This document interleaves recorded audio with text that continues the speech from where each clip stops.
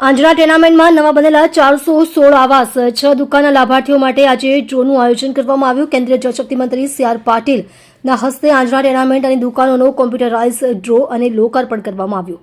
SMC આ project public private partnership ધોરણે હાથ ધર્યો હતો, જે પીપીપી ધોરણે આંજણામાં 416 ટેનામેન્ટ અને 6 દુકાનો રીડેવલપ કરવામાં આવી છે। સી.આર. પાટીલ ટેનામેન્ટનું કર્યું નિરીક્ષણ।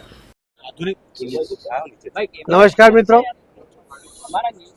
માનનીય પ્રધાનમંત્રી શ્રી નરેન્દ્ર મોદી સાહેબે આખા દેશમાં દરેકે દરેક વ્યક્તિને પોતાનું મકાન હોવું જોઈએ એવા સંકલ્પ સાથે આગળ વધી રહ્યા છે અને એના કારણે કરોડો મકાન બની ગયા છે અને નવા લગભગ 4 કરોડ મકાનો બનાવવા માટેનો સંકલ્પ પણ એમણે ગયા બજેટમાં કર્યો છે। સુરત મહાનગરપાલિકા અને ગુજરાતના મુખ્યમંત્રી શ્રી ભૂપેન્દ્રભાઈ પટેલ એમના દ્વારા પણ સૂચના દ્વારા અને સહયોગ દ્વારા સુરત શહેરની અંદર પણ હમણાં સુધીમાં 30,000 જેટલા મકાનો બન્યા છે અને બીજા 50,000 મકાનો આવનારા દિવસોમાં એ બનવા માટે જઈ રહ્યા છે। આખા દેશમાં પોપ્યુલેશન અને પ્રોરિટાની દ્રષ્ટિએ જોઈએ તો સૌથી સારી ક્વોલિટીના સૌથી વધુ મકાનો બનાવવા માટેનો પ્રયત્ન સુરત મહાનગરપાલિકા કરી રહી છે।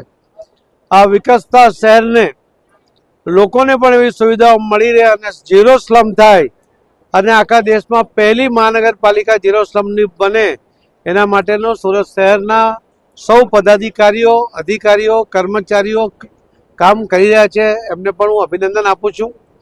સુરત શહેરને પણ સ્વચ્છતામાં પહેલો નંબર લાવવામાં સુરતના શહેરીજનોના સહયોગ સાથે સુરતના સ્વચ્છતાના કર્મીઓએ પણ જે મહેનત કરી એ 6,000 કર્મીઓને પણ નોંધ લઈને એમનો આભાર માનીને આ જ રીતે આ સ્વચ્છતામાં સુરત શહેર સતત પ્રથમ રહે એવી અપેક્ષા પણ રાખું છું। ફરીથી આ નવા મકાન આજે મેળવનાર સૌને કે જેમને લગભગ પોતે જે જૂના મકાનો હતા એમાં 40% વધારો થયો છે, ખૂબ સારી ક્વોલિટીના અને 7 વર્ષ સુધી મેન્ટેનન્સ ફ્રી ઓર્ગેનાઇઝર નાનો મોટો મેન્ટેનન્સ કરશે અને બીજા 60-70 વર્ષ સુધી આ બિલ્ડિંગોનું આયુષ્ય રહેશે, એટલે લગભગ 4 પેઢી સુધી આ મકાનો ચાલે એ પ્રકારના મકાનોની ક્વોલિટી અહીં આજે આપવામાં આવી છે। સૌને ખૂબ ખૂબ અભિનંદન આપું છું। ધન્યવાદ।